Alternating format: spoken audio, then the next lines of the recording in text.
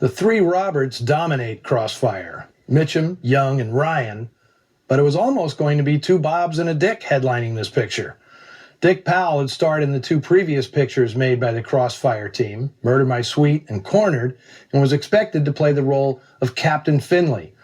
When scheduling conflicts arose, Robert Young stepped in, on the condition that the film be completed in less than 24 days.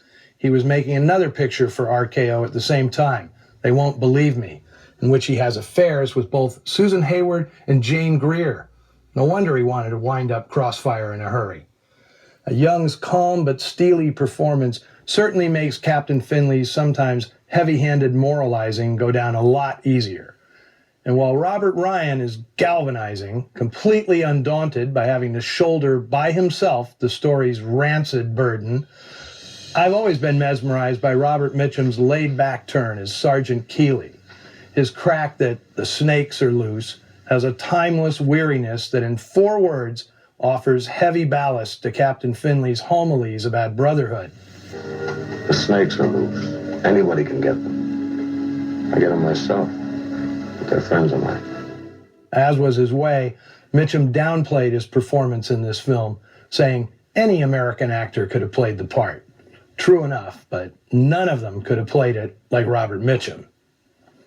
Now, once Robert Young demanded a short shooting schedule, the production team replaced its usual director of photography, Harry Wild, with 63-year-old veteran J. Roy Hunt, who'd been making pictures since 1916 and earned a reputation as one of the fastest cameramen in the business. This is why he spent virtually his entire career in B pictures, where he brought pictorial panache to films that needed to be turned around in days, not weeks.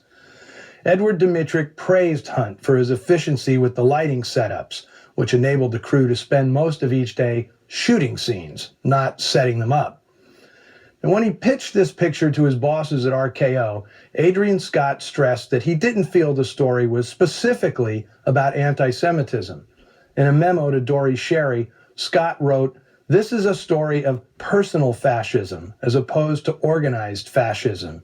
It indicates how it's possible for us to have a Gestapo if this country should go fascist. A character like Monty would qualify brilliantly for the leadership of the Belsen concentration camp. Fascism hates weakness in people and hates minorities. Monty hates fairies, Negroes, Jews, and foreigners. In the book, Monty murders a fairy. He could have murdered a Negro, a foreigner, or a Jew." Now, even as the picture reaped humanitarian awards, anti-communist crusaders quickly moved in on the filmmakers.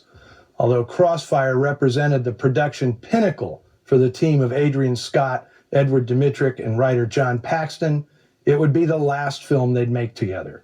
Scott and Dmytryk were accused of being communist sympathizers and were sent to jail as members of the Hollywood 10. Scott's dream of producing significant movies ended with this film. Following his release from prison, he ended up writing television scripts in the 1950s, but never under his own name, always using a front. Dmytryk, along with fellow director Elia Kazan, who'd helmed 1947's other attack on anti-Semitism, Gentleman's Agreement, became the most famous examples of blacklistees who bartered their way back into Hollywood by repudiating their one-time ties to the communists, and both of them fingering colleagues for federal investigators. Both men subsequently enjoyed long careers making pictures, but never completely lived down being tainted by their actions during the witch hunt. Writer-director Abraham Polanski, who was himself blacklisted, later told me of that era, "We each made our own choices, but we were all victims." It'd be nice to think we've learned something since 1947. Next week, we leave the message making behind and head over to MGM, a place where noir was rarely welcomed, for an intriguing obscurity from 1951 that plumbs the darker aspects of the insurance racket.